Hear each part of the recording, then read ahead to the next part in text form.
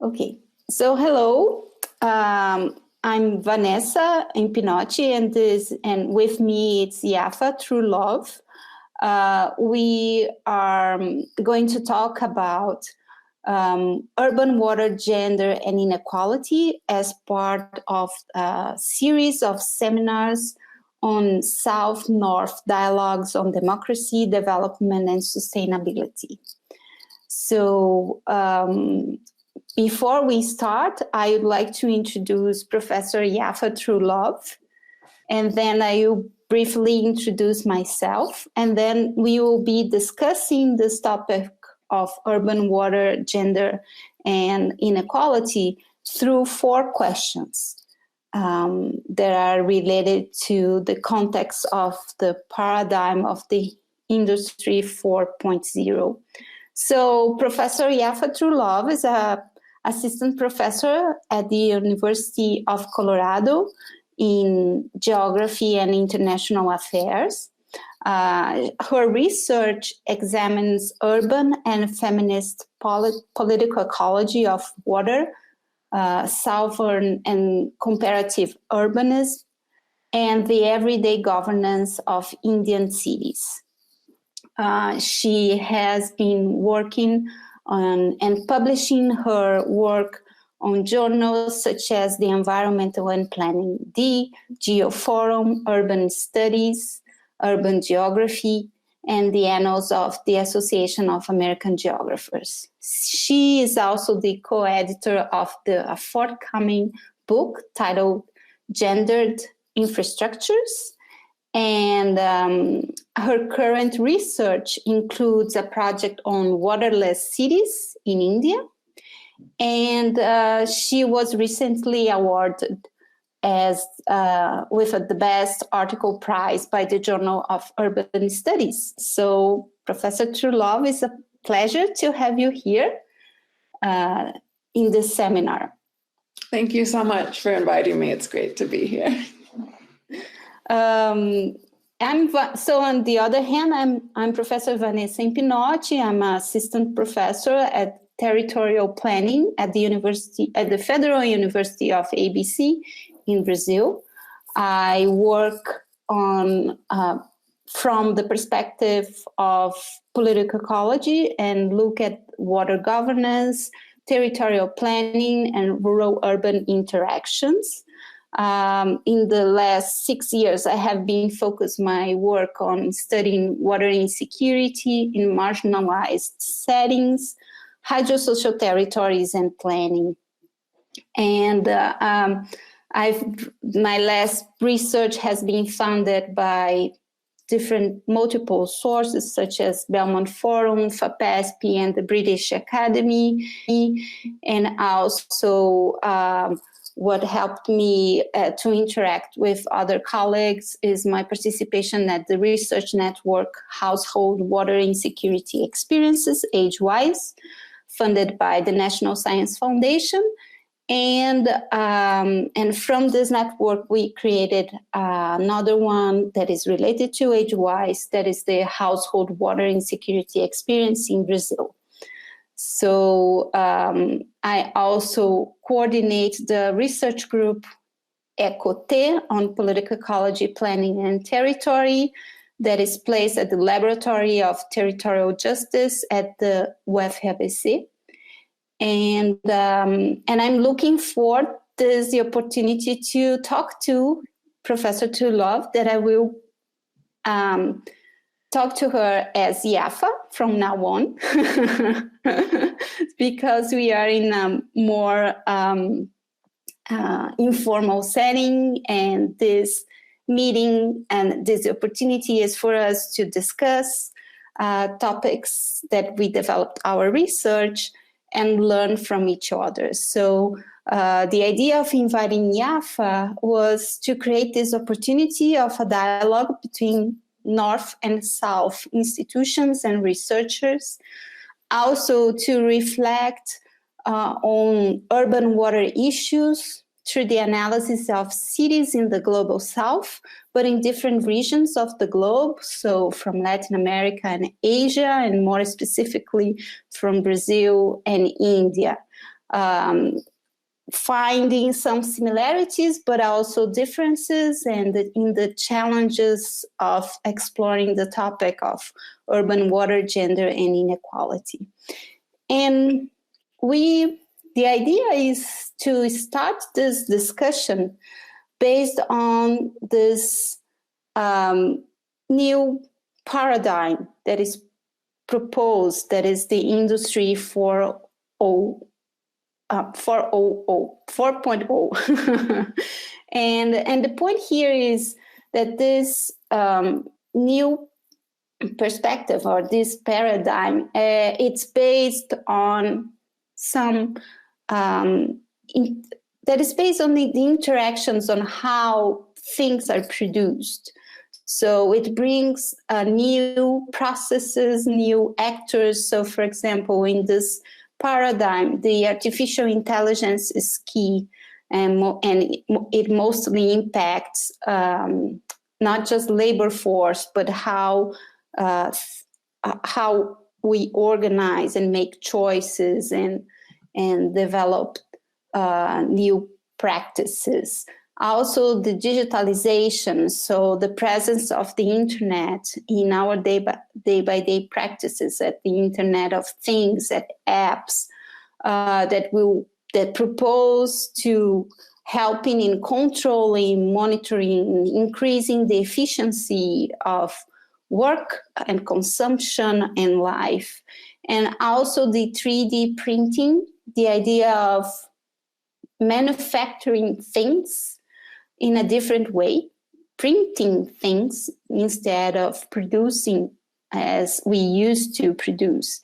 So when we bring this discussion to water, it reflects mostly when we talk about solutions, technical solutions. So, for example, how to guarantee water availability to all through new practices or new ways of producing water. For example, desalination, or also to create tools and mechanisms that would control the use of water in a more efficient way, or that would detect pollution and promote different water treatments. So this kind of techniques and technologies that could increase the amount of water available for human consumption and other uses. So this would be an impact on the water. But also different ways of bringing value to the water, like or transforming water in a commodity and bringing economic tools in order to promote and to mediate water access through the privatization of water services, and also through transforming water as a capital asset. So, and this introduction already brings me to the first question that we have, that is, what would be the main productive, technological, and financial transformations in process on the topic that we research, like in our case, water in urban settings. So like I presented, we could bring this discussion more at the micro level, looking at processes of privatization of water services and the financialization, not just the water services, but the water governance, how the influence of the practices of financialization impacts how we make decisions towards water, and who gets access to water, or priority for water access. And so we could talk about this from this perspective, and we could reflect on water governance practices, water security, and water insecurity. But we could also talk about the perspective of the household, the individual, and the body. So there are different ways to, and entered to this discussion. And in the Brazilian case, I would say that the privatization and financialization of water, it's a topic that is growing, that is having actually a new wave of investments towards this direction, including adjusting and revising legislations that would allow for the private sector to offer the water services distribution, and also the component of financialization taking place in how this companies would behave and impact the decision making. But we have these tensions and these processes taking places, but we also, they happen under a context of historical inequality that is already in place. And it's not new. It's, like I said, historical. And it comes and it's built since the colonial period. That is in a way that the power structures are reproduced and sustain the inequality, the reality as under the context of inequality and poverty. And that has a direct impact on the access to water and who has access to water. And also why it's normal to understand that other people would not have access to the water. So, Yafa, do you think that this discussion of privatization and financialization, how does it play in the Indian context? So yeah, for the Indian context, particularly the cities that I look at, it's definitely a combination of the factors that you mentioned, because we have this history of, historical inequality that started, at least as early as the colonial period. We could probably say before that, but really when modern infrastructures came in terms of trying to actually treat water and create some kind of universal a semblance of a universal supply in Indian cities, that happened through colonialism. And while British cities themselves were getting, places like Manchester and London were for the first time getting something close to what looked like a universal water supply, meaning pipes were put in across the city to service the city. What we see in Indian cities is really the beginnings of a very bifurcated city in terms of who could access water. And it was bifurcated along those sort of colonial lines. So the colonists did not repeat what they did in London and Manchester and try to provide universal pipes. They provided pipes to specific areas of Indian cities.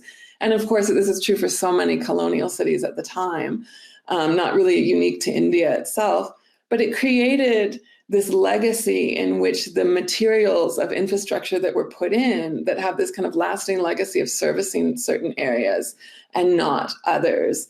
And we see that into this current post-colonial period, because even when India became independent, it had kind of inherited not only that material bifurcation of the city where indigenous populations weren't getting those pipe supplies, but it had a hard time trying to rectify it. And they actually, in the case of Delhi, they relied on American planners actually came in and said, upon independence, you shouldn't give universal infrastructure to all these areas. You basically have growing slums. You've had a whole host of people entering cities that were migrating because of the bifurcation of India and Pakistan. And you've got all of these new settlements kind of emerging, and we shouldn't make them universal, sort of more universal amenities. We should actually keep people at different levels, and they can kind of maybe move up the ladder of housing. And so through this kind of story, we start to see the roots of unequal water and unequal amenities being tied to unequal housing, kind of from the get-go of these kind of large universal supplies. And what we now see in terms of like technological landscape in Indian cities, it's extremely fragmented. You have all kinds of different technologies, and the state won't necessarily acknowledge how heterogeneous it really is. That even if you are connected to a central water supply, you may not have access that's easy. You might need a pump. It could be illegal. You might need to store it in an overhead storage tank. You need all these other small technologies that usually aren't part of the story of the main discourse of how people get water on an everyday basis. And of course, in Indian cities like Delhi, you have half the population that's just not even connected to the central supply. So they're getting it through tankers, tube wells, stand posts, of private purchases. So a variety of different ways. And so that it's really, for me, in my research, it's been really important to understand the fragmentation of these different water sources that then are accompanied, as you said, at the sort of the bodily scale by all kinds of different bodily practices, whether you have to haul water, whether you have to wait for water, whether you have to ask your neighbor for water, you have to negotiate with a politician. So you get to access water, it becomes an incredibly complex relationship, even though we have the story of sort of these macro forces at work. Mm-hmm. It's interesting to see because it looks like when we talk about privatization of the water supply sector or the financialization of water distribution is like it definitely has an impact on these people that don't have access to the formal, let's say, water system. But at the same time, I don't know how much is going to get to them or how it's going to just to reinforce their situation of marginalization instead of trying to solve the problem or promote universal access. Because if it's these processes, they come through the formal structures, and these groups are not part of the formal structures. So probably what we start to see, and in Brazil maybe more, is that these ones that are out continue to be out. And you just see the reinforcement of this inequality instead of being an opportunity to break with this reality and reorganize the flows of water and power too. Absolutely. And I mean, in the case of the cities I study, only parts of the water supply have been privatized, like water treatment plants, et cetera. So it's more of a public-private partnership. And you're absolutely right that we don't really see a change on the ground, because when you have a public water supply that is not equitably serving half of the population at a minimum, and it's not getting distributed to them, then privatization is not likely to fix that either, obviously, because it's costly to try to install pipes to places. It doesn't really make sense through a cost-benefit analysis to service some of these areas. And yet, the public supply is also failing them. So there have to be solutions in which we kind of think beyond maybe the public-private divide, as you're saying, and we think about the reality of how can more water equity come in. And maybe it's different ways of thinking about small-scale interventions. I know we're going to talk about that later. But definitely, here we see public and private both causing significant issues. And it's not really about some universal prescriptive model. If we just stick with public, everyone will get coverage, or privatization is just going to fix this automatically. Mm-hmm. Mm-hmm. And then we see this it's not new, but it's like a counter narrative that brings the idea of water as a right. Yes. That water should be guaranteed to the whole population in a country, and the state plays an important role on that. If the state does not offer directly the water, but it should create rules that would make the providers to provide water for all. So in your research, how this idea of human rights to the water is coming, and what do you see from that?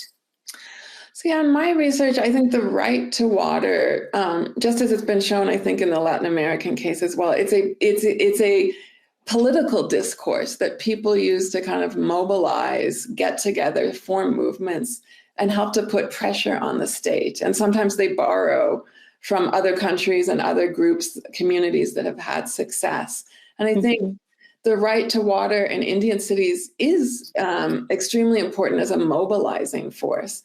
The problem is, and I think people on the ground are really savvy to this, is that oftentimes, especially in, I'm sure many contexts, but in the Indian context, there are lots of loopholes when you write something into policy. And so even when you get a stated right, there are ways to say, oh, well, your right to water can be curbed if you're breaking another law. For example, in India, in Delhi, and each city has a bit different laws in place, but in Delhi, there's a legal clause in the Public Water Act. Basically, it's called the Delhi Jal Board, is the government agency, and they have a water act. And it basically says that if you are a person that lives in contravention, if you're doing anything in contravention to the law, then the utility doesn't have to give you water. They don't have to provide a pipe. Basically, a piped in-home access doesn't need to be provisioned.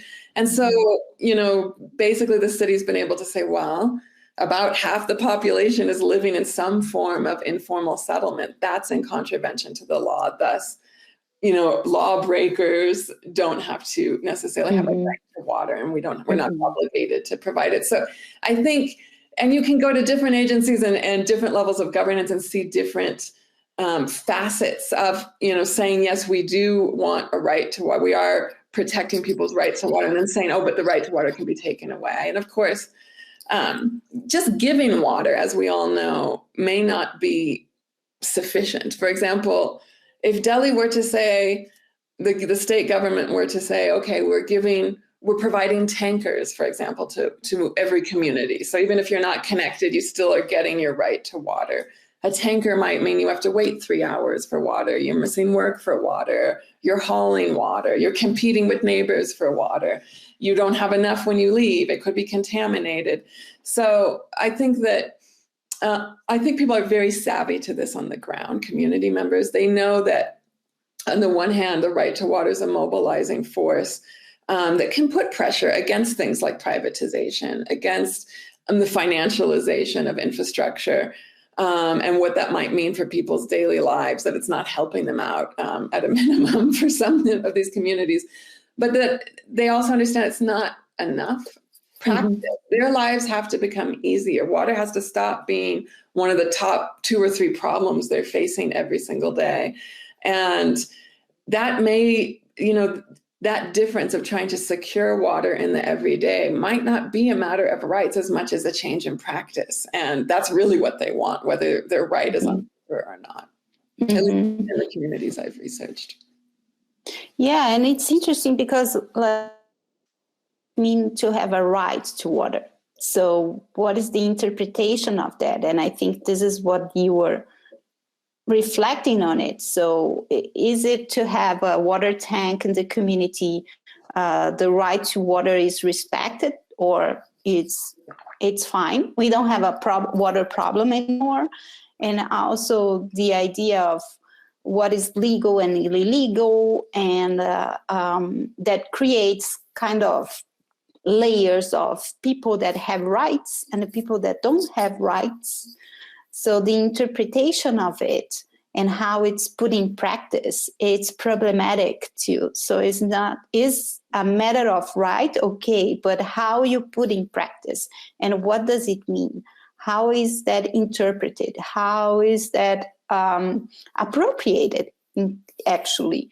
And also in promoting the idea that the problem is not solved, is solved actually. So then we get to another level. What is the problem? And how we define the problem. And I think this gets us to this second question, is how do interstate disputes and environmental challenges manifest in this context? And both of our works, we both of our work. We discuss the issue of drought and cities, and you have this project on waterless cities that makes a connection of the dispute among states or municipalities for water source. This is historically studied and captured. So the issues of water diversions and the reorientation of water in artificial ways in order to guarantee access to water to some areas and not to others. And but besides that, the extreme events and how often we are getting it, and so that impacts the amount of water available in different moments. So sometimes we don't have a lot of water available, but in other times we are in a situation of flooding that is too much water. So this would be if we analyzed just through understanding the dispute of water and its materiality. But I think that there is something more there. What do you think?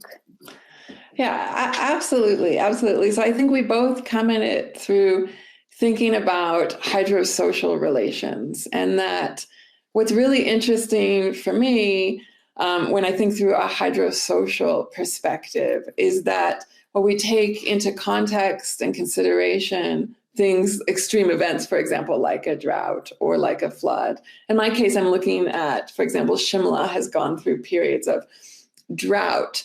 And the drought is usually blamed for all of the city's water problems at those moments. And that's why it's been called by the city itself waterless, because they turned off the pipes.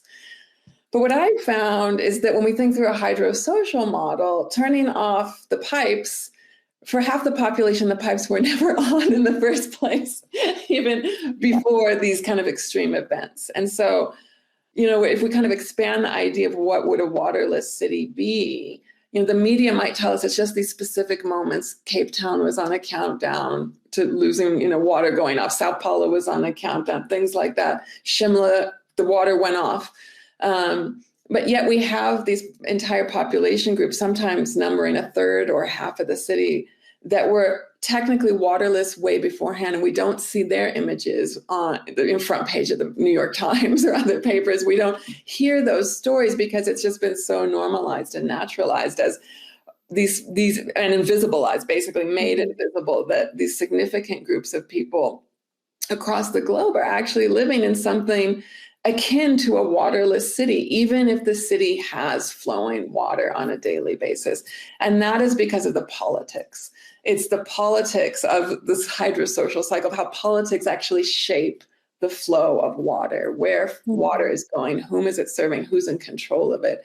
And in the case of Shimla, and I think we could see this in other cities like Delhi, and of course, you know, outside of India itself, we can see that you're getting populations when you shut the water off. Often it's the more marginalized, water marginalized, and urban poor groups that don't really feel, I'm finding in some of my preliminary research, don't really feel a significant change because they were already struggling to get water. They were already lining up, competing, you know, at stand posts, some of them at tube wells, things like this. And so it's not significantly different. We get the middle class who's suddenly doing the water practices more often associated with marginalized communities that don't have regularized water. So, you know, we have to kind of think, for me, it's about thinking critically about what is a waterless city, how is scarcity and drought constructed, even in moments that don't appear to be a crisis moment. And I think in most Indian cities that you see, if not all, you know, we're getting this scarcity and drought, even when there's heavy rains. We're getting people that aren't getting water, no matter how big sort of the aggregate quantity of water is around. Or on the vice versa, on the other side, even if water is very scarce, when, you know, half the cities, the pipes have been shut off, there are still people that are able to get water. They're able to know the right person, to have political connections. And so Mhm. I think we've got it's an example and a chance to opportunity to kind of complicate how we think about scarcity and how we think about the politics of water flows. Yeah, I think this thinking through the hydrosocial relations brings the opportunity for us to unveil the layers that we have between the materiality of water, if the water exists, and who gets and how we get water. So it's not just a matter of if there is water or if there is no water in the reservoir, but there are many other layers of the technologies that we choose to capture this water, to distribute the water, where this technology is taking the water, who is getting the water, who never gets the water, and even what kind of water we get. So for example, in São Paulo, there are some parts of the city, the more, let's say, informal and marginalized, invisible parts of the city, that water supply, it's, if there is water supply, it's really unstable, intermittent, and it doesn't get in enough amount and in enough time so people can use and do not need to organize their lives around the presence of water. But in the other side, also in the middle class neighborhoods and high middle class neighborhoods, mainly after the drought that took place in 2014, 2015, people start to realize that there was this fluctuation of water availability. And, you know, in Brazil, we have, we call it caixa d'água.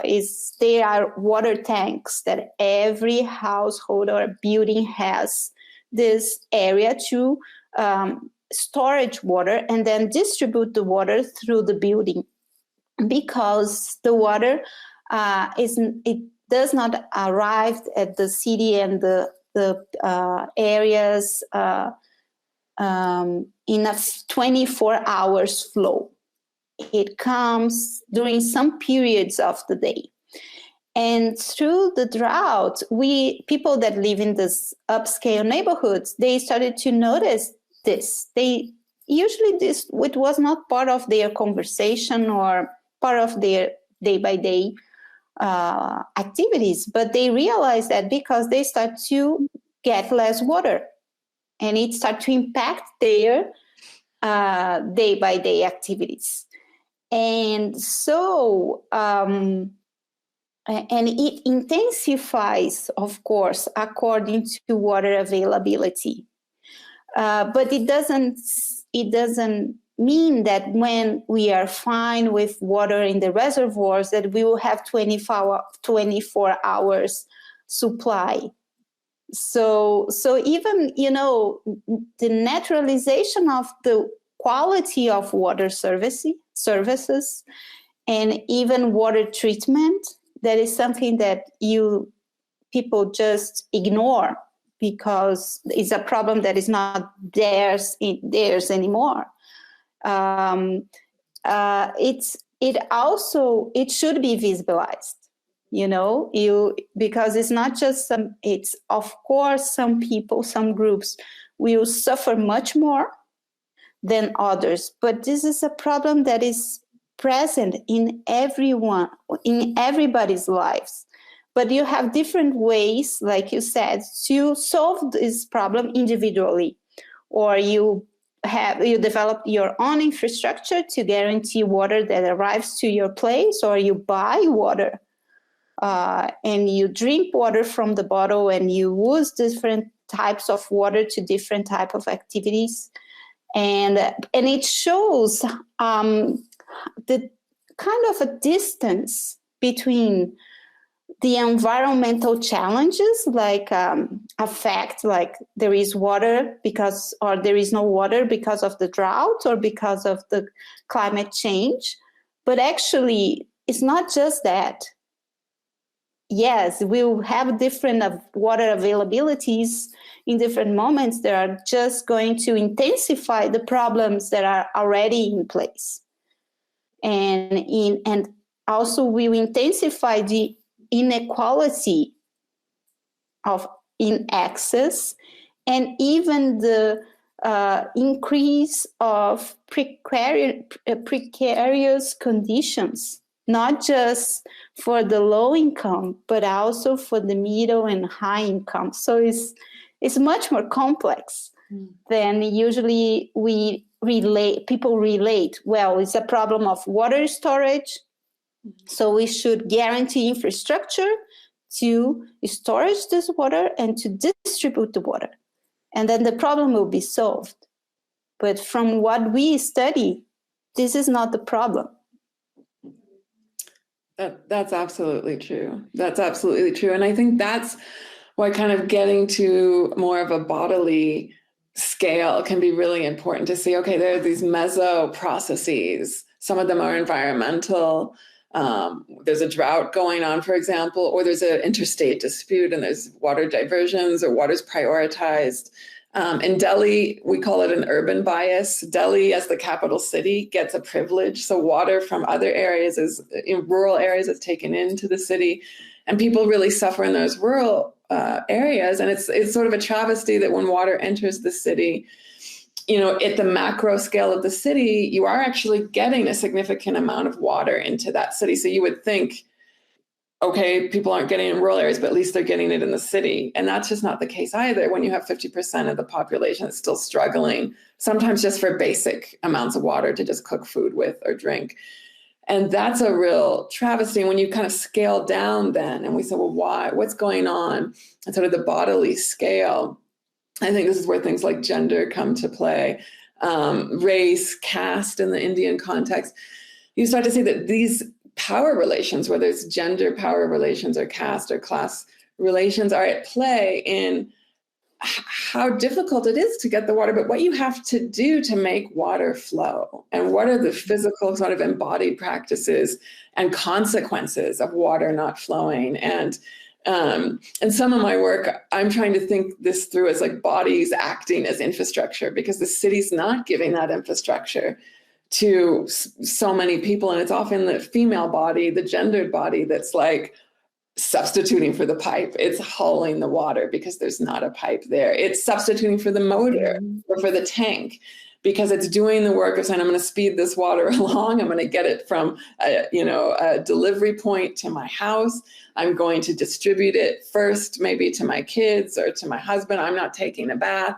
I'm going to separate water. So I clean with dirty water. I, save potable water. And so I think getting to this scale starts to speak to the kind of inequality you were talking about, Vanessa, that really you can put a tanker here, or you can put, a spigot there. And it doesn't mean by any means that the state is really allowing water to flow. It's often people's everyday compensation practices, the invisible story of how they get water, but they get it at a very high price. And it's not just the price of water, it's the physical, the embodied, the social cost of having to do all of that labor and go through all of those hardships and suffering that's very, very unequal.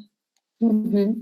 Yeah, and then I think we get to our third question, that is, what are the distributional consequences, including from an intersectional standpoint? And like you said, we bring these layers of gender, caste, race, and what are the differences and how they become real. What it impacts, like the body of the people and the bodies of who. And I think one point that is important to highlight too is that depending on from what point you look at the problem, you understand this distributional consequence, or you are not just going to understand at all. So if we look from a regional scale and an infrastructure scale, understanding that the problem of water is the ability and capacity of storing water and distributing water, the issue it starts at this regional scale and ends at the household door. Like if this family has tap water at home or not. If they have tap water, we are fine. The problem is solved.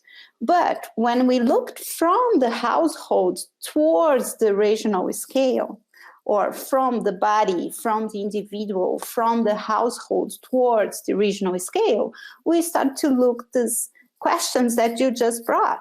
When your body becomes part of the infrastructure, when the infrastructure is not in place, but you become the one that carries the water, distributes the water, that finds who is going to have the first access. And usually this person is not the one that have the first access. So you bring these layers of gender and also race that we know they are combined, and then creates the different experiences that each individual feel in their lives and their everyday practices, and how it impacts them. So if we looked from the perspective of infrastructure and arriving water, we don't see this as a problem. But if we look from the body's perspective, it's a totally different constellation of relations and components that just transform how we look at the problem. Absolutely. And I think there's a political imperative, I think, as researchers to do this, because it's really an invisibilized kind of violence that's happening to these different groups of people. Historically, people have been denied access to housing based on class, race, caste. They're structurally in this position to not get adequate water for a variety of reasons. And then when we go down to the kind of intra-household scale, often patriarchal, long-standing patriarchal structures will place women with a bigger burden for problem-solving particular aspects of getting water, particularly finding it, and in many places, and this is true in India. If we bring visibility as researchers to this, and we basically say, in the case of cities like Delhi, it's without that labor, it's completely subsidizing the flow of water. If the government would not be getting water to people if women didn't do that labor. And that includes even middle-class women that are connected to the grid. They still have to press a pipe at 4 a.m. in the morning. Oftentimes, they still have to problem solve for the days when water doesn't come. As you said, it's intermittent. And so I think that being able to bring visibility, this actually would completely change the narrative of when we kind of look at a policy. Well, there's so much water that comes into a city. Well, how is water getting there, and on whose bodies and on whose labor? And what are the structures of power that become reinforced? Gender asymmetries, caste asymmetries, these kinds of relations that are already in place that become even further solidified when it's only particular social groups that have to do this kind of labor or that disproportionately suffer from inadequate water. And I think it would really change the way we talk about water, both in a policy and a research realm. I think if we see this different kind of micropolitics and power asymmetries at work when we understand water. Yeah, and I think also it shows us that it's not just a matter of water. Yeah. And we have been talking about this. It's like, you could solve the problem of water, but it's not an isolated problem. Yeah. It's related to housing. It's related to types of jobs, to access to education, to so many other things that is so difficult to separate and to solve the problem of water access individually or separate or sectorially, without looking at all these other components that are related to it. Absolutely. I think that's that hydrosocial relational approach, I think, is so critical, that, and to think about water security and insecurity along the lines of all of those different ways, and the right to water, of how people relate, and the relationality of how water is experienced at the bodily scale, along with other scales, is absolutely critical if we want to get to any kind of social and environmental equity. Mm-hmm. And what I think in both of our work, for me, it's more recent, but for you, I think you have been exploring for longer than I do, how access to the water is related to housing and affordable housing and being part of the formal, let's say, urban setting.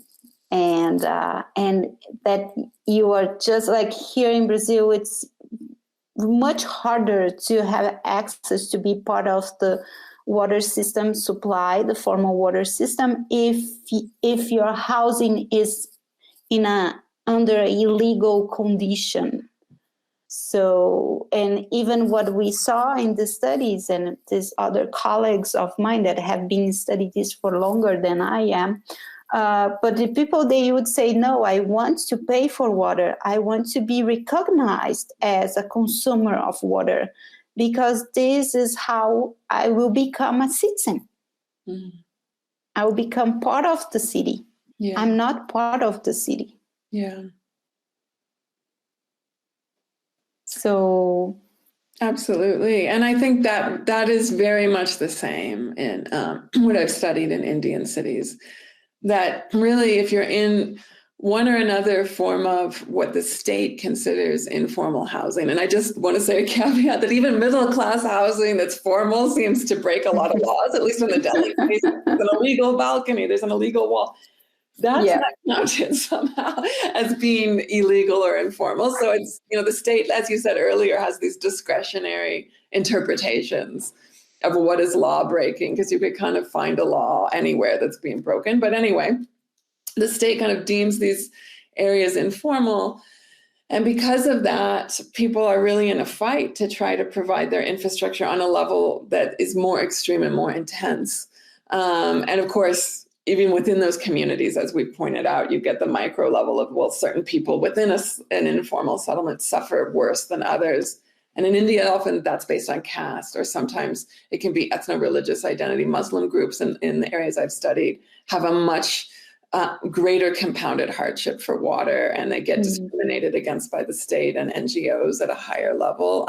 But anyway, that being said, it's really been important to kind of link what happens through these systems of power of unequal housing, and how that leads to these rippling effects of all kinds of other infrastructures being congruently unequal. And I think drives to create these pristine kind of world-class cities where there's really a fight over land, it really does two things. One, it limits whether there is any space for affordable housing, because that space is being claimed for things like malls and sports centers and the Olympics and all kinds of other things, Commonwealth Games in the Delhi case.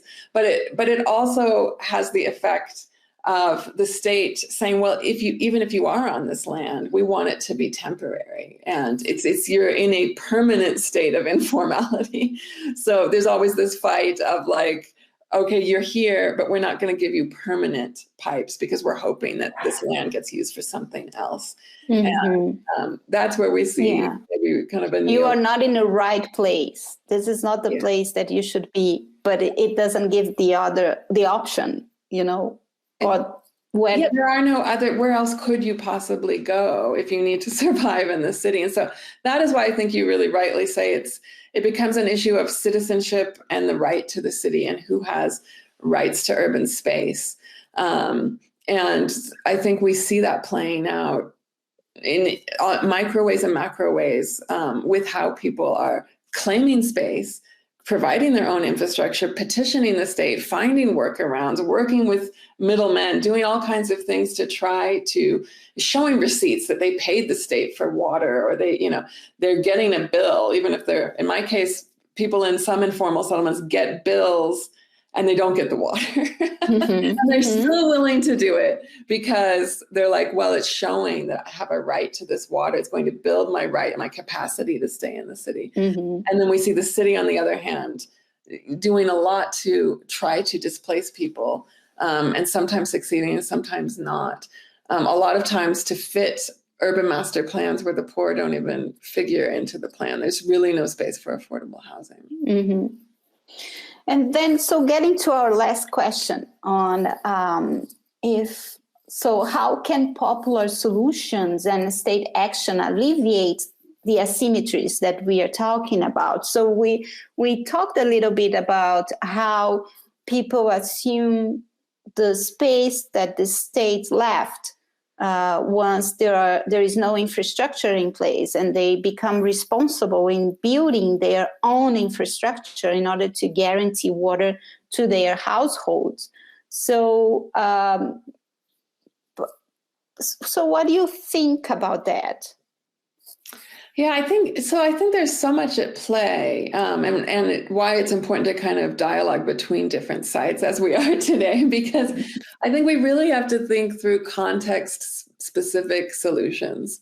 That once again, we have to make sure that communities are having a say, and the knowledge that they're producing and the needs that they have and the way they even conceive the right to water that they want, it differs from place to place, and how the creative solutions that could come in may also differ. So perhaps in some communities, connecting to the centralized water supply doesn't have to be the solution or the only solution, and there could be other solutions driven by community members. In the case of Delhi, I haven't seen that play out, meaning communities have gotten off-grid things like tube wells, provided by NGOs, for example, but they're not solving the water problem to the degree that's needed. Often it's a contaminated tube well. The tube well it will dry up. Someone's in charge of it locally, and that person has a lot of power over who's getting water, for example, and has connections to local politicians. So because of all these really, and I'm just sort of scratching the surface of the complexities of some of these different solutions, I think that, it's very, very hard to think of an umbrella kind of, okay, it has to be this kind of solution that could work in all of these places, but we have to hear from communities. And what, I've heard from the communities that I study, they want the right to water on paper and in practice. They want piped water to their house. Mm-hmm. They want it to be clean. Mm-hmm. And they want it to solidify further rights to the city itself. So in this urban context, they see it as very interconnected to other rights.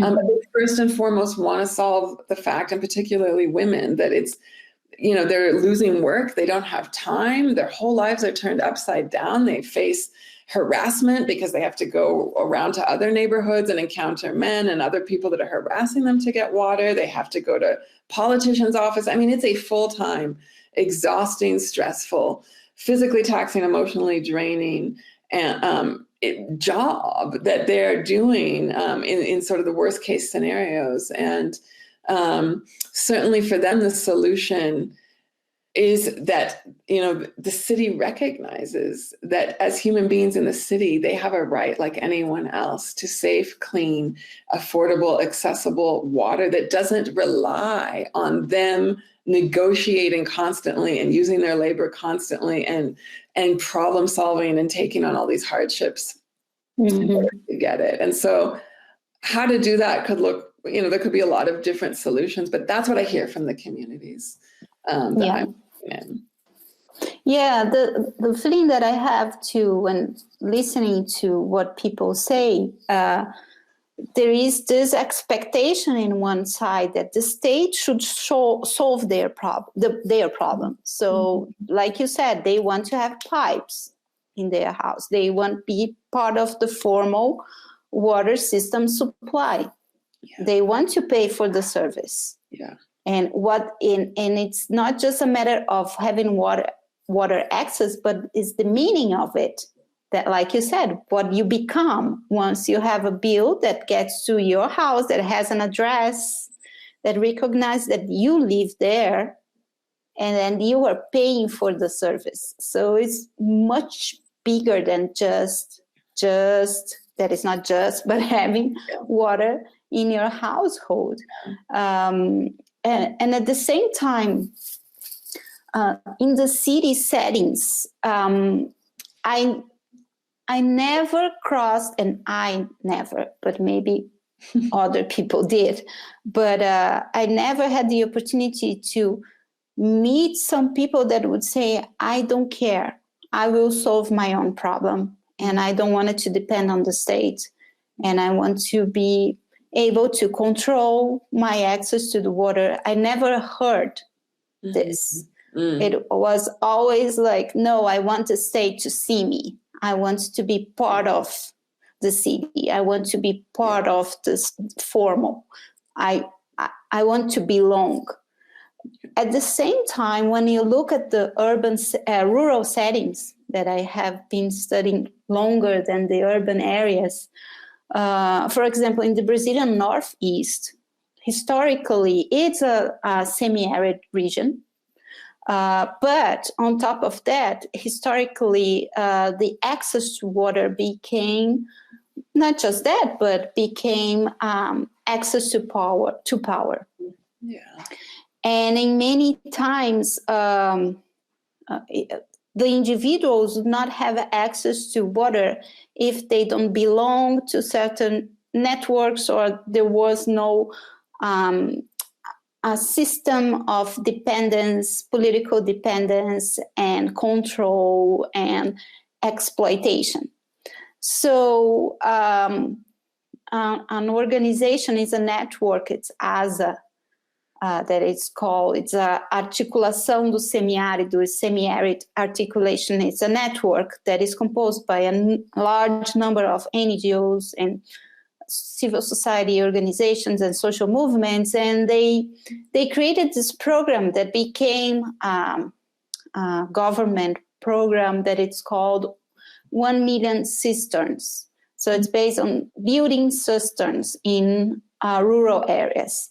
And it was not just distributing this type of infrastructure, but it was the whole process of teaching the people. First of all, in order to choose who would get access to the infrastructure, there was a local committee that was composed by local leaderships and many women since the beginning. This was in the 1990s, 2000s. And they would choose who would be the families under the worst condition that should have access to water as soon as possible. So elderly people, or some properties where the women were a single mother, or this kind of situations that they were much more in a worse condition than others.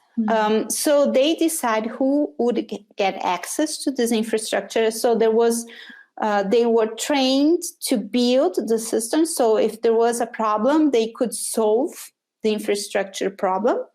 And the idea was to collect water during the rainy season. So people would have access to water at the household first during the dry season. And they wouldn't need to rely on local politicians. So they didn't need to compromise their vote in order to get access to water. You know, they could make their own decisions. They don't depend on others to have access to water. They control the access to water. Yeah. So to me, this case is so emblematic, so powerful, because in my experience was one of the first times that I could see an intervention that really changed or started to disrupt the power structures in place. Yeah. When you give control to water access to these farmers in their small farms. Yeah. So it was really powerful, and it is really powerful. But it's like you said, it's a different context. Yeah. And of course, there are problems on water storage and to maintain water quality and access and contamination. So there are a lot of issues. It's not simple one at all. But this shift on water access really changed the relationships in this area, in this small area, and for that specific context. Yeah, that's a powerful example. So also of why I think a much more kind of hydrosocial holistic approach is needed to understand, okay, what are the effects of this? How is this working? Is it correcting some of these asymmetries that people are experiencing related to water, but not limited to water? It's much more complex than just a solution coming through efficiency, through investment, through transforming water in a commodity and using the economical tools to mediate water distribution and access, and even transforming water as an asset, as something to invest. So if we discuss the whole time the complexities of it. The people that are not part of the formal system. And once you look through the economic lens, not necessarily they would become the market or the ones to look at as opportunities for business and increasing, expanding your business. So it's interesting to see how it plays in this context, this idea of the solutions coming through this perspective of high level technology, really sophisticated, that will mobilize and change how we work, how we produce, and how we solve the problems. But if we don't recognize, like we were discussing, what are the problems, there are different ways to approach it and to try to solve it. But in our research and our experience on international development, we have been studying how just looking from a technological and economical perspective doesn't help us to solve the problem as a whole. Yeah. I think, I always say in Delhi, because there is enough water for everyone to have about 200 liters per person per day. It was just a matter of pumping water to across the city, which obviously the technology exists, we would be done. If it was just a problem of, the market works and everybody wants to pay in, we would be done. But because water is following politics, we see something very, very different, especially, in the urban context. We see this everywhere, but in the urban context, we have to think about how the city is planned, what kind of city, who belongs in the city, who has space, the right to space in the city. And water starts to follow all of those lines. And so you really have to approach it from a very different standpoint, because unfortunately the technological solutions actually exist, but they're not solutions to these kind of problems. We know how to pump water, but it doesn't mean it's going to get pumped where it needs to go. Yeah, we can pump, but it doesn't mean that we'll get to all. There are a lot of layers in order to get to it. Yeah. Well, I think we did it. Thank you so much. I really enjoyed this discussion and really comfortable and informal discussion that we had, but at the same time that brought so much reflection, in-depth reflection, and open up different ways of discussing water in the contemporary context where we are. And we even didn't touch on the issues of the pandemic and COVID-19, that brings another layer and actually visualize even more what we are talking about. Yeah. Another layer of what an emergency suddenly an emergency starts to disclose, wow, was everyone already in an emergency before when it comes to water? And suddenly there's a momentum, oh, we need this water here for human health because we're in a pandemic. But yes, that's a whole nother can of worms. But yeah, I want to thank you so much, Vanessa, for asking me to be a part of this. It's been really fun and really enriching to hear more about, think through and comparatively what's going on in Brazilian cities, what's going on in Indian cities, and so many of the same processes that are at play, although very historically and contextually different. There's just a lot to learn between these cases and how to approach thinking through these problems. So thank you. Yeah, thank you. Okay, I'm going to stop recording here.